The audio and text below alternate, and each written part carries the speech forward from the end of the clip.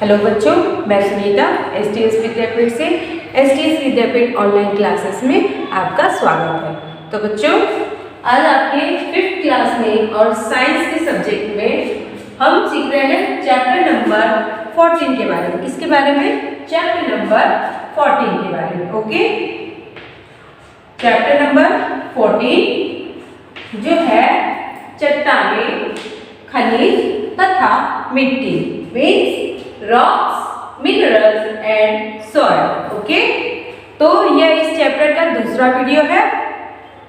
तो सबसे पहले आज के चैप्टर में हम जानेंगे प्रमुख खनिज। क्या जानेंगे? प्रमुख खनिज। यह है आज का पहला पॉइंट, जिसमें इसे हम इंग्लिश में क्या कहेंगे? मेन मिनरल्स, यानी प्रमुख खनिज। ओके, देश के आर्थिक विकास के लिए खनिज पदार्थों का बड़ा महत्व है। यानी अगर हमारे देश का मतलब हम विकास चाहते हैं तो उसमें सबसे ज़्यादा सहभागी क्या होता है? खनिज। क्योंकि खनिज बहुत मूल्यवान चीज़ है। जिस देश की जमीन में, भूमि में ज़्यादातर खनिज पाए जाते हैं वह देश ज़्यादातर अमीर होता है, यानी और व्यापार के मामलों में और भी आर्थिक स्थिति के मामलों में अन्य देशों से ज़्यादा विकासशील होता है। तो इसीलिए कहा गया देश के आर्थिक विकास के लिए खनिज पदार्थों का बड़ा महत्व है। क्योंकि जब वह खनिज हमारे देश में होगा तो दूसरे देश के जो लोग हैं वो उसे हमसे खरीदेंगे और दूसरे देश का धन जो है हमारे देश में आएगा, जिससे हमारे देश की आर्थिक स्थिति सुधरेगी। जो पदार्थ जमीन से खोदकर बाहर निकाले जाते हैं उन्हें खनिज पदार्थ कहते हैं। यानी जो पदार्थ हमें जमीन के नीचे से मिलते हैं, जो आपने देखा होगा बड़े बड़े कारखाने में या फिर बड़ी बड़ी मशीनें जो होती है जमीनों को खोद करके खनिज निकालती हैं, यानी जो पदार्थ निकालते हैं उन्हें हम खनिज कहते हैं, जो हमें जमीन के नीचे से प्राप्त होता है। जैसे तांबा, लोहा, एल्यूमिनियम, सोना, अभ्रक आदि। खनिज की रासायनिक संरचना निश्चित होती है। खनिज किसी भी अनुपात में मिश्रित अथवा अकेले ही चट्टानों को बनाते हैं। धातुएं खनिजों से ही निकाली जाती है। यानी आप सोचते हो कि जो लोहा, तांबा, अभ्रक, सोना, ये सब जो खनिज है यह हमें उसी रूप में डायरेक्टली जमीन से नहीं प्राप्त होते हैं। इन्हें कई दौर से गुजरना पड़ता है एकदम शुद्ध होने के लिए। जमीन से सोना निकाला जाता है। जैसे सोना है, जमीन से जब सोना खोदकर निकाला जाता है तो सबसे पहले उसकी सफाई की जाती है, फिर उसे गला करके उसे प्योर यानी शुद्ध सोना बनाया जाता है और फिर उससे कई तरह के डिजाइन वगैरह में ढाल करके उन्हें बाजारों में लाया जाता है। तो इस प्रकार से और भी प्रक्रियाओं से गुजर कर ही, जैसे लोहा हुआ, तांबा हुआ, ये सारे जो खनिज हैं शुद्ध होकर सफाई कर यानी साफ करके बाजारों में मतलब लाए जाते हैं। धातुएं खनिजों से ही निकाली जाती हैं। जिन खनिजों से धातुएं निकाली जाती हैं उन्हें हम अयस्क कहते हैं। क्या कहते हैं? जिन खनिजों से धातुएं निकाली जाती हैं उन्हें हम अयस्क कहते हैं। ठीक है, आप लोग याद रखिएगा इसे। इन अयस्कों को मशीनों आदि के द्वारा शुद्ध किया जाता है। सफाई के उपरांत ही खनिज उद्योग धंधों के प्रयोग में आते हैं। जैसा कि मैंने आपको बताया कि ये खनिज हमें डायरेक्टली जमीन से साफ होके नहीं प्राप्त होते हैं, यह अयस्क के रूप में हमें मिलते हैं। तो जो बड़ी बड़ी मशीनें होती हैं कारखानों में, ये वहाँ पर मशीनों द्वारा शुद्ध किया जाता है और सफाई के बाद ही खनिज उद्योग धंधों के प्रयोग में आते हैं। खनिज पदार्थों के निर्माण में लगभग 100 तत्व भाग लेते हैं। इनमें से 8 तत्वों की मात्रा लगभग 98% होती है। भूगर्भ में अनेक अत्यंत महत्वपूर्ण पदार्थ हैं, जिन्हें अभी हम कुछ पदार्थों को जानते भी नहीं हैं, पर जिन्हें हम जानते हैं उनसे लेकर के उद्योग धंधों में बहुत ही काम किए जा रहे हैं इस समय। तांबा, लोहा, सोना, चांदी आदि सब पृथ्वी में उपस्थित अयस्कों से प्राप्त होते हैं। आप काला नमक तथा सेंधा नमक भी, आपने काला नमक और सेंधा नमक भी खाया होगा। यह भी चट्टानों से ही प्राप्त होता है। आपने नमक जो हम रोज के खाने में नमक यूज करते हैं, नमक खाने में डाल करके खाते हैं, और काला नमक भी जो होता है यह भी हमें चट्टानों से ही मिलता है।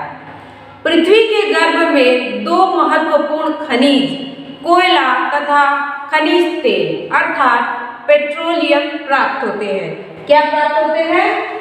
कोयला और पेट्रोलियम। कोयला मीन्स कोल और पेट्रोलियम, जो हमें भूमि के गर्भ से ये महत्वपूर्ण दो, ये जो खनिज हैं ये प्राप्त होते हैं, दो महत्वपूर्ण खनिज। तो सबसे पहले हम जानते हैं कोयला के बारे में। ठीक है, कोयला के बारे में हमने पहले वीडियो में भी जाना है, तो आइए हम और भी जानकारी लेते हैं। कोयला ऊर्जा का प्रमुख साधन है। कोयले का प्रयोग अधिकतर ईंधन में तथा उद्योग धंधों को चलाने में किया जाता है। इसका उपयोग पहले रेल तथा बिजली घर में होता था, जो अब नहीं होता।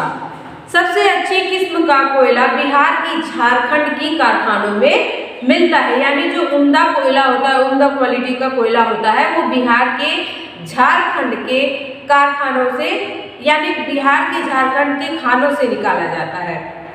जैसे कोयले के बारे में कहा गया है कि सबसे पहले इसका उपयोग रेल यानी ट्रेन चलाने के लिए किया गया था, और बिजली घर में इनका उपयोग किया जाता था। तो अब जो है, अब के समय में ट्रेन और बिजली घर, ट्रेन जो है वो बिजली से चलाई जाती है। ट्रेन जो है किससे चलती है? वो बिजली से चलती है। अब इसमें कोयले का उपयोग नहीं किया जाता। कोयले का उपयोग बड़े बड़े उद्योग धंधों में ईंधन के रूप में करते हैं। कोयला मुख्य रूप से कार्बन, हाइड्रोजन तथा ऑक्सीजन के यौगिक का जटिल मिश्रण है। इसमें कुछ मात्रा में नाइट्रोजन तथा सल्फर के यौगिक भी होते हैं। यानी कोयले में और भी सारे ये गैसें जो होती हैं वो मिली हुई होती है। इनके मिश्रण से ही यह कोयला जमीन के अंदर बनता है। कोयला मुख्य रूप से कार्बन, हाइड्रोजन तथा ऑक्सीजन के यौगिक का जटिल मिश्रण है, यानी कठोर मिश्रण है। इसमें कुछ मात्रा में नाइट्रोजन तथा सल्फर के यौगिक भी होते हैं। अब है दूसरा पेट्रोलियम। क्या है? पेट्रोलियम। पेट्रोलियम पृथ्वी के भीतर चट्टानों के नीचे पाया जाता है। आपको पता है जो हमारी धरती है यह ऊपर की परत है जिस पर हम रहते हैं। इसके नीचे भी बहुत सारी परतें हैं और उनके अंदर खनिज तेल है, खनिज है, पेट्रोलियम वगैरह, कोयला वगैरह सब है। और जमीन के नीचे भी कई सतह की प्लेटें, यानी कई सतह हैं जिन्हें हम प्लेट्स कहते हैं।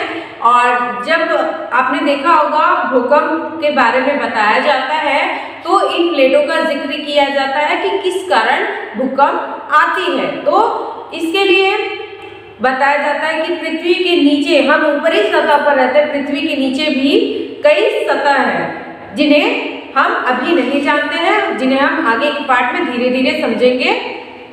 तो पेट्रोलियम पृथ्वी के भीतर चट्टानों के नीचे पाया जाता है। प्राकृतिक रूप से इसे खनिज तेल कहा जाता है। खनिज तेल को तेल शोधक कारखानों में शुद्ध करके मिट्टी का तेल, पेट्रोल, डीजल आदि प्राप्त किए जाते हैं। यानी ये नहीं है कि कोई एक जो है एक उनकी फिक्स जगह है कि यहाँ से हमें मिट्टी का तेल मिलेगा, यहाँ से हमें पेट्रोल मिलेगा, यहाँ से हमें डीजल मिलेगा। बल्कि जब खनिज तेल उस जगह से निकाली जाती है जहाँ वो प्राप्त होता है, वहाँ से वो तेल शोधक कारखानों में शुद्ध करके ही उनमें से मिट्टी का तेल, पेट्रोल, डीजल आदि अन्य तरह के तेल प्राप्त किए जाते हैं। पेट्रोलियम अनेक ठोस, द्रव तथा गैसीय हाइड्रोकार्बनों का पानी, लवण तथा मिट्टी के कणों के साथ मिलता हुआ जटिल मिश्रण होता है। यानी यह बहुत ही जटिल मिश्रण की तरह होता है। जब यह जमीन के अंदर से निकाला जाता है बहुत ही मोटे रूप में होता है।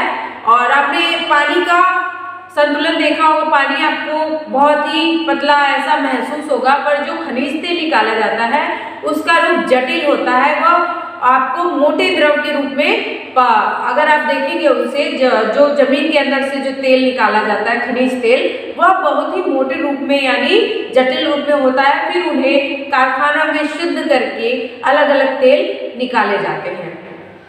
पेट्रोलियम को कुएं खोदकर निकाला जाता है।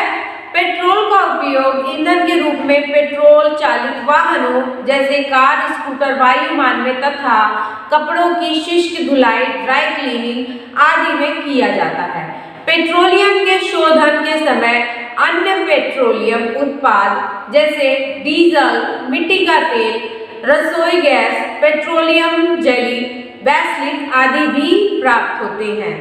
जैसे आपने देखा जो आप ठंडियों में वैसलीन वगैरह लगाते हैं, पेट्रोलियम जेली, पेट्रोलियम के शोधन के समय यानी जब इन्हें शुद्ध किया जाता है तो इन्हीं से हमें डीजल, मिट्टी का तेल, रसोई गैस और पेट्रोलियम जेली, वैसलीन आदि भी प्राप्त होते हैं। उसी खनिज तेल से वैसलीन और जो पेट्रोलियम जेली होती है जिसे हम अपने त्वचा पर, स्किन पर लगाते हैं ठंडियों में अपने त्वचा को फटने से बचाने के लिए, तो ये भी उन्हीं से प्राप्त होते हैं यानी खनिज तेल से प्राप्त होते हैं। रसोई गैस को उच्च दाब पर द्रव में बदला जाता है। यही तरल गैस सिलेंडर में भरी जाती है। पेट्रोलियम के अत्यधिक उपयोग तथा महत्व के कारण ही इसे तरल सोना कहा जाता है, क्योंकि जो पेट्रोलियम यानी जो खनिज तेल होता है इससे हमें बहुत तरह की चीजें प्राप्त होती हैं। तेल जो होते हैं जैसे मिट्टी का तेल, डीजल, पेट्रोल वगैरह, तो खनिज तेल से ही हमें कई सारी अलग अलग चीजें इसमें मिल जाती है, इसीलिए इसे तरल सोना भी कहते हैं।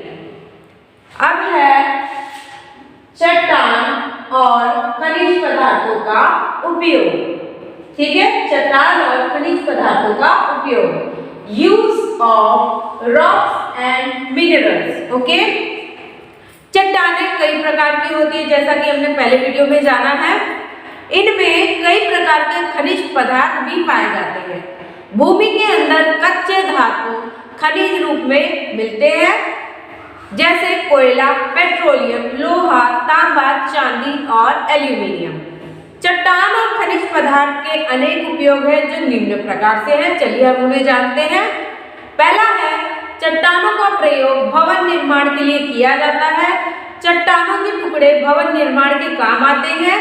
संगमरमर, बलुआ पत्थर तथा ग्रेनाइट चट्टानों से भवन बनाए जाते हैं। आपने देखा होगा बड़े बड़े पत्थर जो है घर बनाने के लिए यूज किए जाते हैं घर में, और भी सजावट के संगमरमर के पत्थर लगाए जाते हैं जमीन पर, और भी कई तरह के पत्थर लगा करके घर को और भी सुंदर बनाने की कोशिश की जाती है।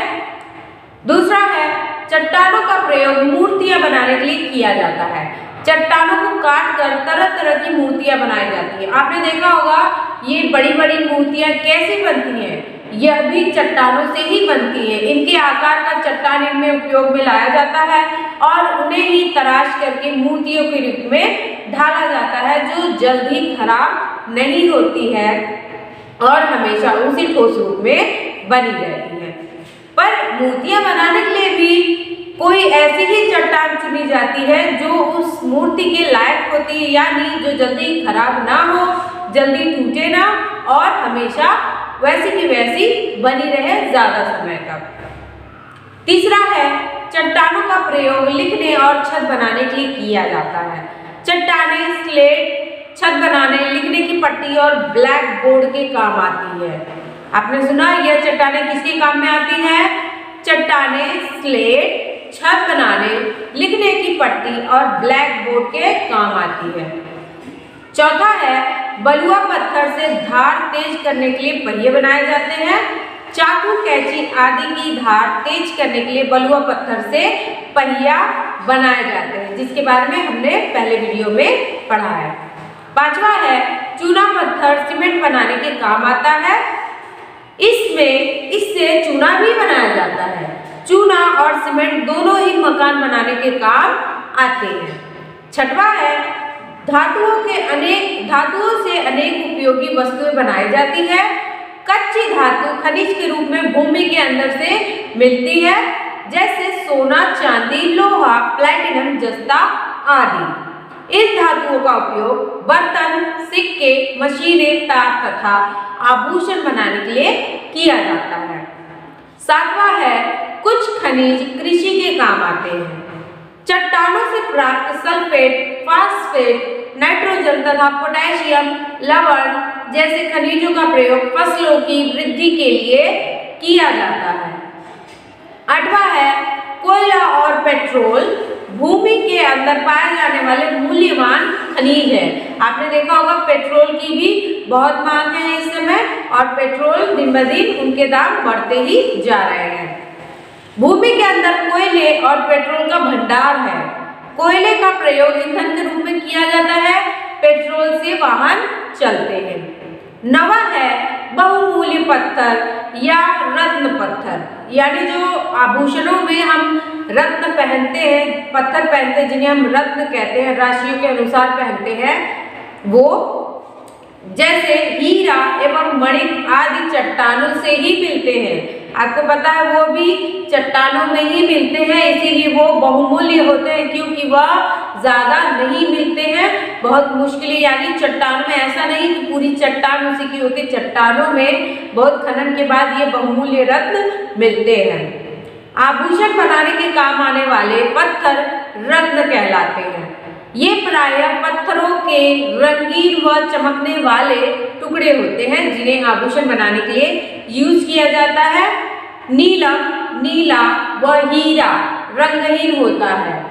हीरा सबसे अधिक जगमगाता है, तब सबसे अधिक मूल्यवान भी होता है। आपने देखा होगा डायमंड जो है, डायमंड की ज्वेलरीज या उनके आभूषण जो है बहुत ही महंगे होते हैं क्योंकि यह बहुत ही शाइनिंग करता है, शाइन करता है।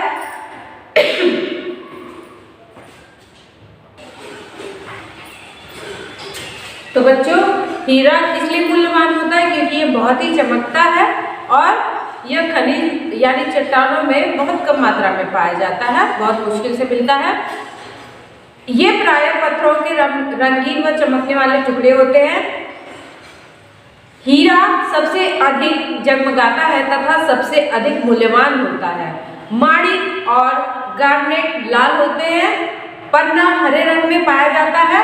ये पत्थर तराशे जाने के बाद रत्न बन जाते हैं, यानी यह कुछ अलग ही आकार में चट्टानों से प्राप्त होते हैं, पर इन्हें मशीनों द्वारा जो है मशीनों द्वारा तराश करके, इनकी मशीनें आती हैं जिन्हें हम आभूषण बनाने के लिए जिस साइज के आभूषण रत्न जो है जिस साइज के चाहिए होते हैं उस साइज में इन्हें ढाल देते हैं, यानी मशीनों द्वारा इन्हें तराश करके रत्न में बदला जाता है। ठीक है,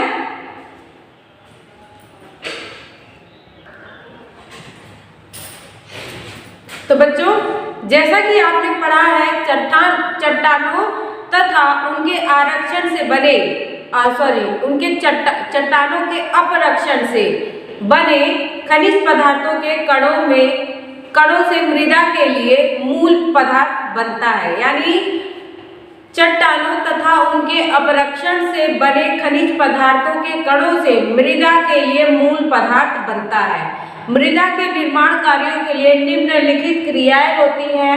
वो क्रियाएं कौन सी है?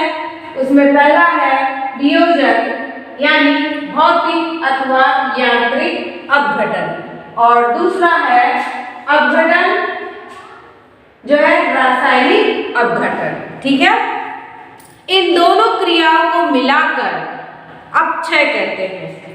क्या कहते हैं? अपक्षय।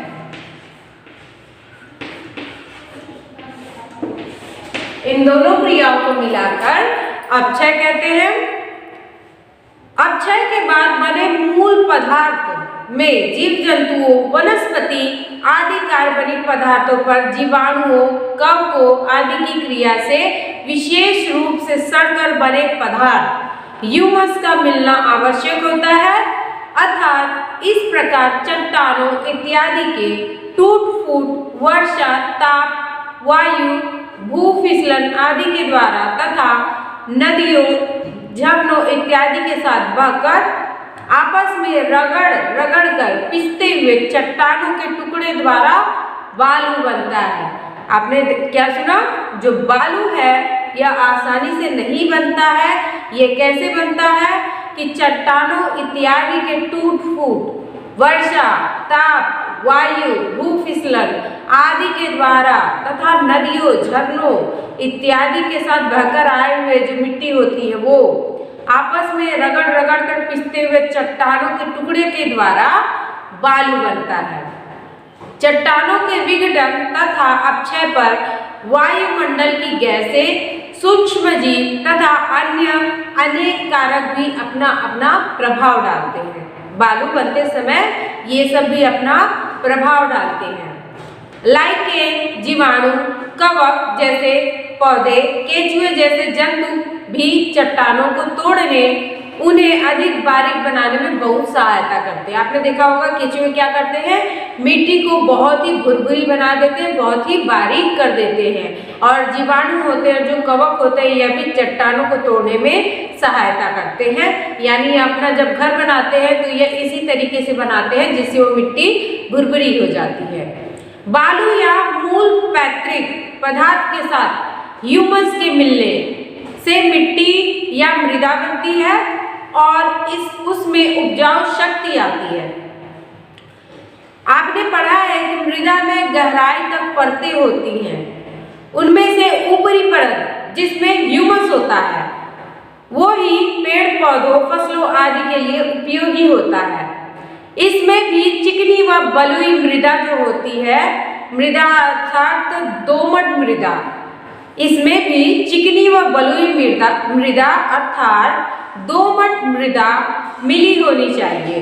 इस मृदा में गोबर की खाद व अन्य रासायनिक खाद मिलाकर इसे और अधिक उपजाऊ बनाया जाता है। यानी जो मिट्टी होती है उसे गोबर यानी गोबर एकत्र करके और भी चीजें उसमें मिला करके खाद बनाया गया होता है, रासायनिक खाद, उन्हें भी मिला करके उस मिट्टी को उपजाऊ बनाया जाता है। तो बच्चों, आज हमने कौन कौन सी चीजों के बारे में जाना? प्रमुख खनिज, कोयला, चट्टान और खनिज पदार्थों का उपयोग, वियोजन और अपघटन के बारे में आप लोग इस वीडियो को अच्छे से देखें और इन जानकारियों को अच्छे से समझें। मिलते हैं अगले वीडियो में। धन्यवाद।